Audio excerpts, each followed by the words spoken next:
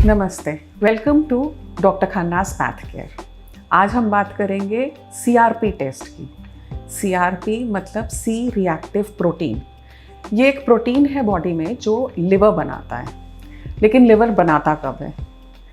Liver तब बनाता है जब बॉडी में कोई इन्फेक्शन हो, मतलब कोई आपको बीमारी हो, कोई बैक्टीरियल इन्फेक्शन, गला खराब, जुकाम, खांसी, या कोई वायरल इन्फेक्शन, या फिर बॉडी में इन्फ्लेमेशन हो। इन्फ्लेमेशन का बेसिक मतलब है सोजन। सो बॉडी के कोई भी हिस्से में अगर सोजन है तब, या फिर कोई इन्फेक्शन है तब, ये CRP टेस्ट कराया जाता है और ये बढ़ा हुआ आता है। CRP को बनाता है लिवर, लेकिन किसके कहने पे बनाता है? जब भी कोई इन्फेक्शन होता है तो जो इन्फेक्टेड सेल है वो कुछ केमिकल्स रिलीज करता है, या फिर जो हमारा एडिपोज टिश्यू है, मतलब जो हमारा फैट सेल है, वो कुछ सिग्नल देता है ताकि लिवर ये प्रोटीन बनाए। अब किन कंडीशंस में CRP इंक्रीज्ड मिलता है?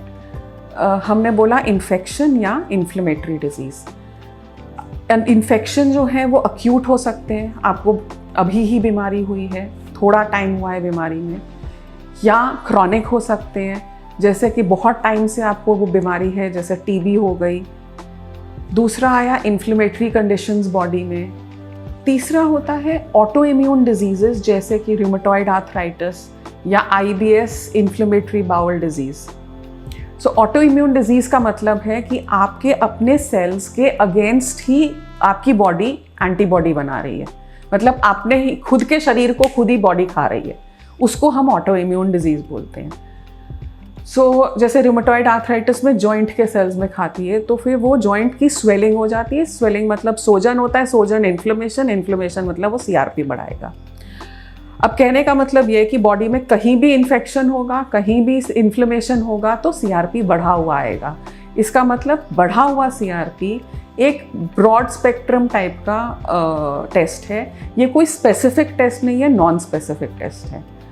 इसके बाद डॉक्टर्स को क्लिनिकल हिस्ट्री के साथ या कोई और टेस्ट जोड़ के फिर समझना पड़ता है कि ये क्यों बढ़ा हुआ है।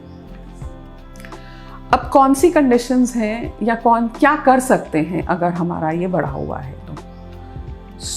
सबसे पहले तो इन्फ्लेमेशन को डिक्रीज करना है तो डॉक्टर आपको कुछ मेडिसिन देगा, जिससे वो पहले तो वो टारगेट करेगा टेस्ट करके कि आपको है क्या, ये इन्फेक्शन के कारण बढ़ा है, इन्फ्लेमेशन के कारण बढ़ा है, या क्यों बढ़ा हुआ है। फिर उसके हिसाब से उस डिज़ीज़ की वो दवाइयाँ देगा, उससे वो जैसे ही कम होंगे इधर CRP कम हो जाएगा।